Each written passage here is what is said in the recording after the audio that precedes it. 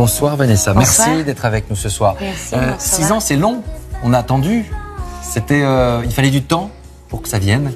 Oh, il fallait du temps. Après, j'ai eu la chance de faire du cinéma, ce qui m'enchante. Et puis après, le temps de rassembler les chansons, de faire l'album, ouais, ça prend du temps. Vous nous avez manqué durant toutes ces années musicalement. Qu'est-ce qui nous raconte cet album-là ? J'espère qu'il vous raconte, il vous parle d'amour, il vous parle d'espoir, il vous parle d'essentiel, de rêves, énormément de rêves, donc d'espoir. Et puis ouais, de célébrer ce qu'il y a de plus beau dans la vie.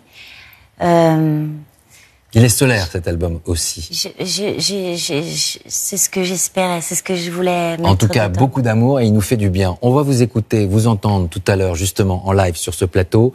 Richard Berry, qu'est-ce qu'elle représente pour vous, Vanessa Paradis ? Pour moi, c'est une magnifique chanteuse avec une grande clairvoyance sur le choix de ses textes. Et elle le prouve encore une fois là avec cette magnifique chanson. Et puis une élégance irréprochable. D'ailleurs, ma femme vous trouve sublime. Merci Vanessa pour ce moment de grâce. Merci. C'est compliqué de choisir un extrait d'un album comme ça. Oui, c'est compliqué. Ouais. Juste avant, je voulais qu'on salue Rémi Galuchet qui m'accompagnait à la guitare, qui est un grand musicien. Merci Rémi Galuchet. Merci beaucoup pour ce moment. Et oui, c'est compliqué, surtout le premier. Oui.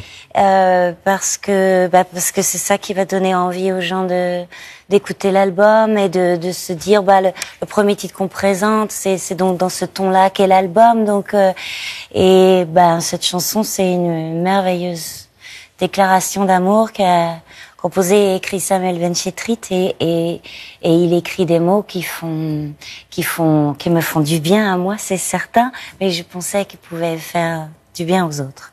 Je vous confirme. Ils nous font tous du bien. C'est aussi ça, ce qu'on retrouve dans cet album. Un besoin d'évasion, un besoin... Il est très solaire, c'est ce qu'on disait juste avant de se retrouver. Je suis bien placé dans un journal télévisé, dans un contexte depuis des années. C'est ça que vous vouliez nous apporter ? Un peu d'air, un peu d'espoir, un peu de rêve ? Alors, au départ, c'est très égoïste. C'est à moi que je voulais apporter ça. Il faut toujours que nos projets nous plaisent pour pouvoir les défendre avec passion. Et puis, mais oui, parce qu'après le grand espoir, c'est de le partager avec pas mal de monde. Et comment dire, ça ne force, enfin, ça ne pousse pas la naïveté ou à oublier ce qui se passe de plus important dans le monde et de la chance qu'on a et la chance que beaucoup de gens ou la plupart des gens n'ont pas. C'est que la musique c'est un moyen d'évasion. Donc si on peut se faire rêver, se faire du bien pendant un petit moment, c'est toujours ça de prix. Quand on vous entend comme ça en live, on se dit, il y aura bien sûr la scène très vite. Oui, au printemps. Au printemps.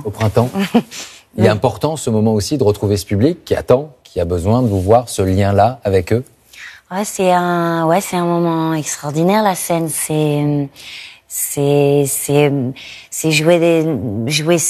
jouer avec tout un groupe en plus, avec avec les musiciens, de jouer tout le monde en même temps. Ça se passe pas toujours comme ça en studio. On enregistre souvent les choses les unes après les autres. Et là, de sauter en parachute tous en même temps avec le public qui participe énormément à la réussite du concert, parce que quand on est tous ensemble, ils nous donnent envie de donner encore plus, encore mieux. Et... Avec une envie de cinéma aussi, des projets? Les projets, là, c'est la musique, parce que j'ai eu beaucoup de chance au cinéma ces derniers temps.